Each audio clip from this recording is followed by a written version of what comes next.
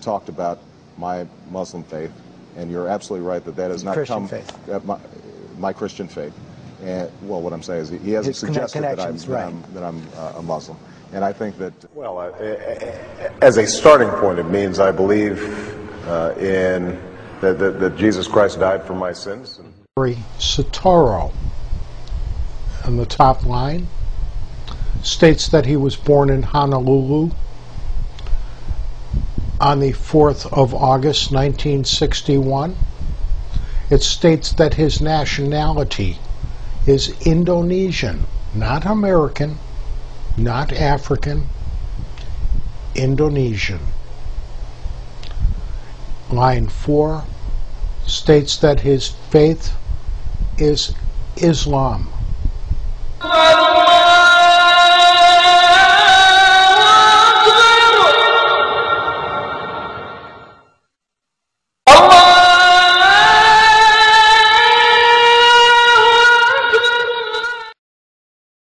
أشهد أن محمدًا رسول.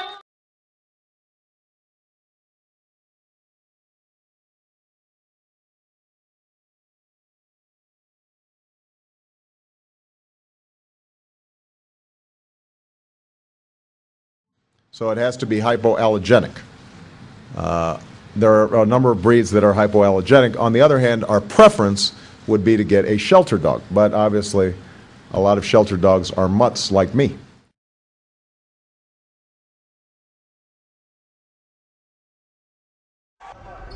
Obama clearing it out. Asks for a clear out. He's going to take him. Goes left. Off the board. Oh, rebound Obama. Puts it in. What a...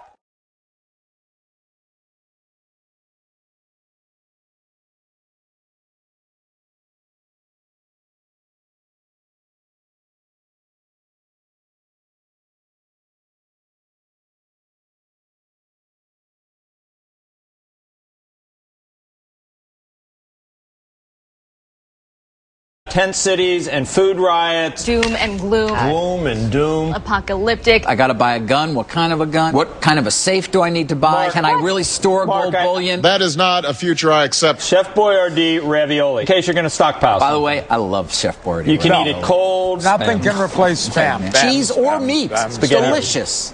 SpaghettiOs. What are we talking about? Financial carnage. I'm going to try and put a brighter... I'm grasping at straws here. Dow down. Unemployment. Sanjay Gupta withdrew. Fear has taken over. Panic. I got gastritis. Zero confidence. There isn't a lot of confidence. We sure need some.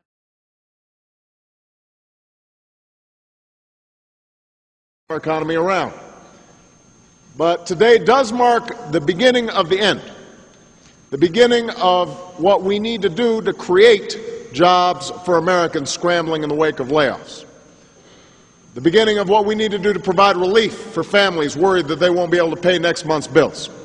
The beginning of the first steps to set our economy on a firmer foundation, paving the way to long-term growth and prosperity.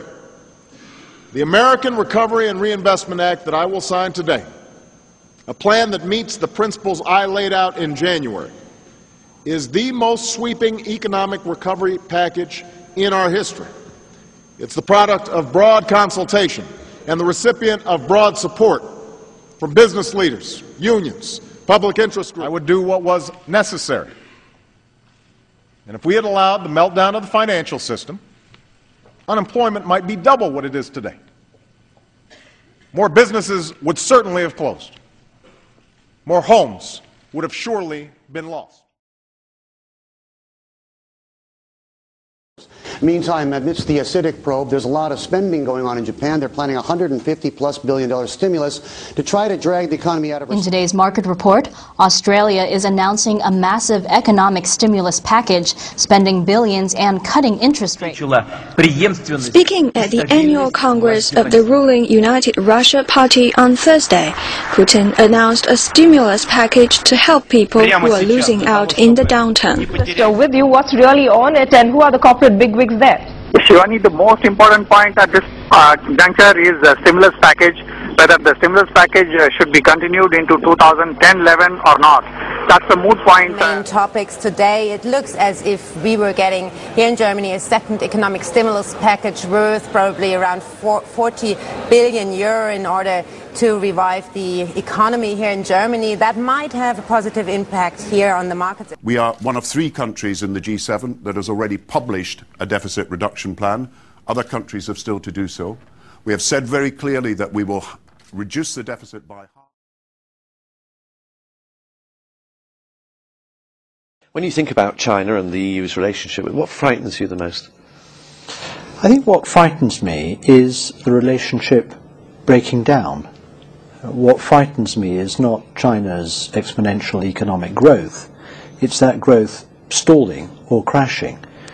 I mean, China is now a very important, integral part of the global economy. It's taking up some of the slack of the approaching recession in the United States. We need China to succeed.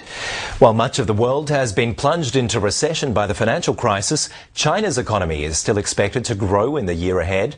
Its aggressive plan to spend some of its $2 trillion of reserves to stimulate the economy will give some Chinese more incentive to go shopping. And economists are hoping that'll save the world's economy in 2009. This is the man whose efforts U.S. Treasury Secretary Henry Paulson says will save the global economy. Farmer Wang Zhenyuan's income may not amount to much, but combined with that of his 1.3 billion compatriots, it makes up one of the mightiest forces in the global economy. Leaders from Europe and Asia are gathering in the Chinese capital. The main topic of conversation: will China come to the aid of the world's faltering economy?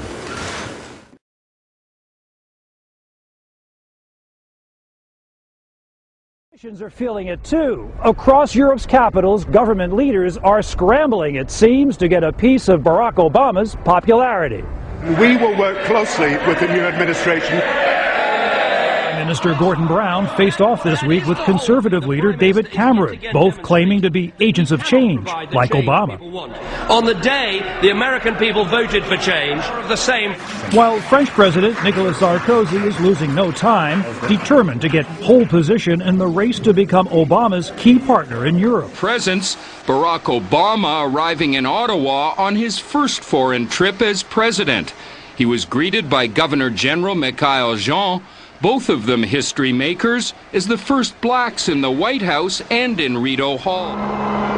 But in the end, they got more than promised. After the presidential limo, nicknamed the Beast, pulled up to Parliament, Obama went inside to greet the Prime Minister. After the presidential limo, nicknamed the Beast, pulled